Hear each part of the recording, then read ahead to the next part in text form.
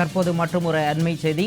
புதுச்சேரியில் குடும்ப தலைவிகளுக்கு வழங்கப்பட்டு வந்த உதவித்தொகை ரூபாய் 2500ஆக உயர்த்தப்பட்டிருக்கிறது. அதனை நாம் தற்பொழுது அண்மை செய்தியில் பார்த்து கொண்டிருக்கிறோம். குடும்ப தலைவிகளுக்கு மாதந்தோறும் 1000 ரூபாய் வழங்கப்பட்டு வந்த நிலையில் தற்போது கூடுதலாக 1500 ரூபாய் சேர்த்து மொத்தம் 2500 ரூபாய் வழங்கப்படும் என உத்தரவு பிறப்பிக்கப்பட்டுள்ளது. புதுச்சேரி 2025-26 ஆண்டுக்கான பட்ஜெட்டில் இந்த அறிவிப்பை வெளியிட்டிருக்கிறார் முதலமைச்சர் ரங்கசாமி. இதனை நாம் தற்பொழுது அண்மை செய்தியாக பார்த்து கொண்டிருக்கிறோம். முழுமையான விவரங்களை வழங்குவதற்காக புதுச்சேரியிலிருந்து செய்தியாளர் சித்தார்த் இணைப்பில் இருக்கிறார். அவரிடம் விவரங்களை கேட்டு பெறலாம். சித்தார்த், முழுமையான விவரங்களை பதிவு பண்ணுங்க. புதுச்சேரி 15வது சட்டப்பேரவையின் 6வது கூட்டத்தொடர் நேற்றைய முன்தினம் கவர்னர் உரையுடன் தொடங்கியது. 2ஆம் நாளான நேற்று கவர்னர் உரையின் மீது நன்றி தெரிவிக்கும் தீர்மானம் நடத்தப்பட்டது. இதில் சட்டமன்ற உறுப்பினர்களும் ஆளுநர் உரைக்கு நன்றி தெரிவிக்கும் விதமாக பேசினர். தொடர்ந்து இன்று புதுச்சேரி அரசின் 2025-26 ஆண்டிற்கான முழு பட்ஜெட்டை நிதித்துறை பொறுப்பு வகிக்கும் முதலமைச்சர் ரங்கசாமி தாக்கல் செய்தார். 13,600 கோடிக்கான முழு பட்ஜெட்டினை, அதாவது வரி இல்லா பட்ஜெட்டினை முதலமைச்சர் ரங்கசாமி தற்போது தாக்கல் செய்தார்.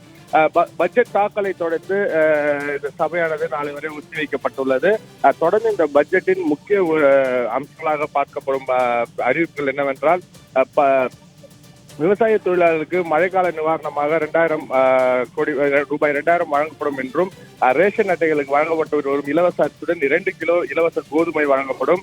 அதே போல் அரசு மற்றும் அனைத்து அரசு உதவி பெறும் பள்ளி மாணவர்களுக்கு மாலை சிற்றுண்டி வழங்கப்படும். அதே போல் அவர்களுக்கு வாரத்தில் 2 நாள் முட்டை வழங்கப்பட்ட வந்த நிலையில் தொடர்ந்து வாரம் முழுவதும் முட்டை வழங்கப்படும் என்றும், 6ஆம் வகுப்பு முதல் 12ஆம் வகுப்பு வரை அரசு பள்ளியில் பயின்று இளநிலை கல்லூரியில் படிக்கும் மாணவர்களுக்கு ரூபாய் 1000 என்று 3 ஆண்டுகளுக்கு வழங்கப்படும். அமைப்பு சாரா தொழிலாளர்களுக்கு 2000 உதவித்தொகை வழங்கப்படும். முதியோர் உதவி பெறும் மீனவ பெண்கள் உயர்விப்பு ஈம சடங்கு தொகை ரூபாய் 15,000 20,000 உயர்த்தப்பட்டுள்ளது. அதே போல் புதுச்சேரியில் போக்குவரத்து நெரிசலை கட்டுப்படுத்தும் விதமாகவே புதுச்சேரி கிழக்கு கடற்கரை சாலையில் புதிதாக பேருந்து அமைக்கப்பட திட்டமிடப்பட்டுள்ளது. அந்த புதிய பேருந்து நிலையத்திற்கு அடல் பிகாரி முன்னாள் பாரத பிரதமர் அடல் பிகாரி வாஜ்பாய் பெயரை வைக்கவும் முடிவு செய்யப்பட்டுள்ளது. மேலும் புதுச்சேரி மாநிலத்தில் 30 வயது கடந்து திருமணமாகாத, கணவரை இழந்த மற்றும் வேலையற்ற ஆதிதிராவிடர் மற்றும் பழங்குடியினர் மகளிருக்கு மாதம் 3000 ரூபாய் நிதி உதவி அவர்கள் திருமணம் மற்றும் வேலை செல்லும் வரை வழங்கப்படும் என்றும் தெரிவிக்கப்பட்டுள்ளது. அரசு மகளிர் மற்றும் குழந்தைகள் மேம்பாட்டுத் துறையில் ஓய்வூதியம் பெறும் அனைத்து பிரிவினருக்கும் 500 ரூபாய் உயர்த்தி வழங்கப்படும் உள்ளிட்ட பல்வேறு திட்டங்களை முதலமைச்சர் இந்த பட்ஜெட்டில் தாக்கல் செய்துள்ளார். மேலும் இந்த பட்ஜெட்டில் காரைக்கால் முற்றிலுமாக புறக்கணிக்கப்படுவதாக சட்டமன்ற உறுப்பினர்கள் கேள்வி எழுப்பினர். தொடர்ந்து புதுச்சேரி பிராந்தியமான காரைக்காலுக்கு எந்த விதமான திட்டங்களும் கொண்டு வரப்படவில்லை என்றும் கூறப்பட்டுள்ளது.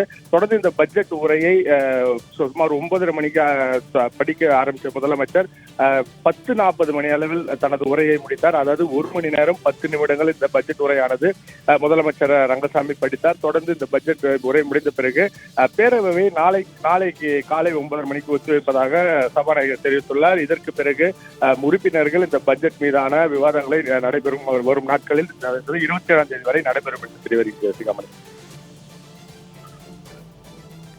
விரிவான தகவல்களுக்கு நன்றி சித்தார்த்.